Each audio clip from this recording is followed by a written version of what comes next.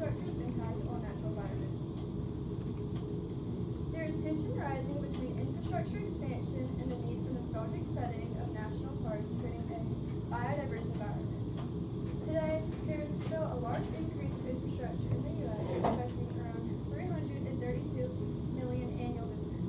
However, the increase of urbanization is having a larger impact on the environment and people.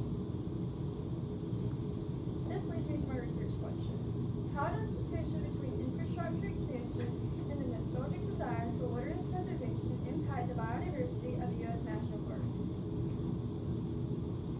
To answer this question, the environment must be taken into consideration. Roads create a sinking effect in biodiversity within species due to the fact they act as barriers separating animals from each other. For example, Ben Goldfarb, journalist for Smithsonian Magazine, shows that traffic has been getting worse, making it easier for animals to be killed on roads with the more cars coming and going. Around 3% of land animals have found their end on a road, and just a couple years later, that number has quadrupled. The effects from roads are so complex that it's hard to tell when it will end. A large amount of British Columbia's caribou have been killed by the uprise of wolves from the amount of roads and roadkill created by human forest detriments, disguised as natural predation.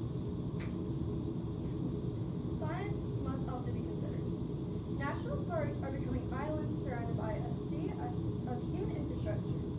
James Allen et al., journalist for Science Direct, emphasizes that although forest loss occurred in 91% of natural World Heritage sites, with a global mean of 1.5% loss per site since the early 2000s. They are recognized for having some of the most valuable and interesting natural assets, but with the expansion, they are becoming more isolated from each other, creating a decrease in biodiversity within the national parks. Although there was 9% growth in the human footprint, there was a larger percentage of growth in population and economic expansion. According to the threat indicators for National World Heritage Sites chart, 3 distinct metrics show a consistent upward trend in environmental degradation since the early 2000s. This data highlights a critical failure in current international conservation frameworks, suggesting that protected status does not inherently shield a site from global threats like climate change or illegal resource extraction. The conflict between infrastructure and wilderness preservation is a fight for the identity of American landscapes. Current car-centric development fragments ecosystems, creating islands of biodiversity that trap species and accelerate extinction. After recognizing the complexity of this issue, I developed 2 potential solutions. Solution 1 is creating wildlife crossings on roads so that animals have an easier and safer way to cross roads. Although this is a suitable solution, there are many limitations. For example, the cost can exceed the typical budgets of local transportation authorities. In California, to build a single bridge, it costs approximately $100 million. In addition, overpasses often require extensive engineering to support the weight of soil and trees necessary to mimic natural habitats. Large animals, like elk, deer, and grizzly bears, typically prefer wide, open overpasses, but normally the overpasses are built much smaller.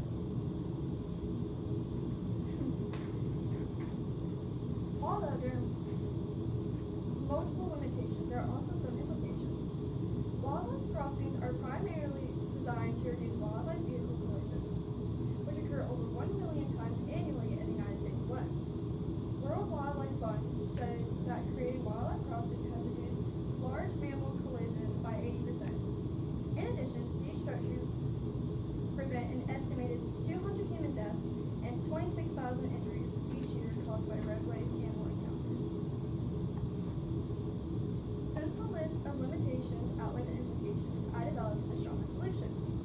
Using more eco-friendly materials to create infrastructure will lessen the impact it has on the environment. Although using more eco-friendly materials is better for the environment, it can have a big impact on the economy. Nazariah Russ et al., Architecture and Environmental Design Department, states how many construction practitioners have failed to use sustainable construction practice to the cost of the materials, also known as green cost premium. To bridge the gap between environmental necessity and economic viability, stakeholders must shift their focus from upfront costs to lifestyle values. Although there are some limitations, there are more implications. For example, using more eco-friendly materials create a better and safer environment, not only for animals but also for humans. The use of eco-friendly materials help keep environments and ecosystems safe and clean.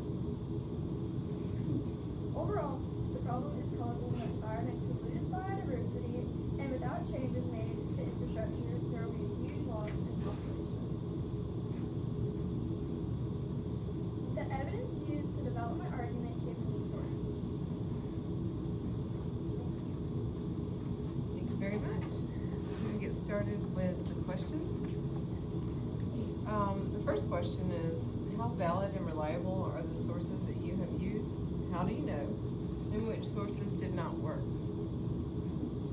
Most of the sources are highly reliable because sources like Science Direct and NDPI are highly valid because they have undergone a rigorous vetting process by experts in the field. They provide empirical data in methods that are verifiable.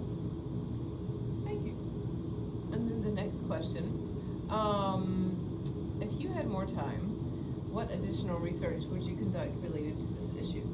My future research would focus on developing wildlife crossings to mitigate road-induced species isolation and analyzing ecological corridors to connect fragmented national park islands. Further studies would also assess the long-term genetic impacts of fragmentation and examine the distinguished natural predation in British Columbia caused by infrastructure. Thank you very much.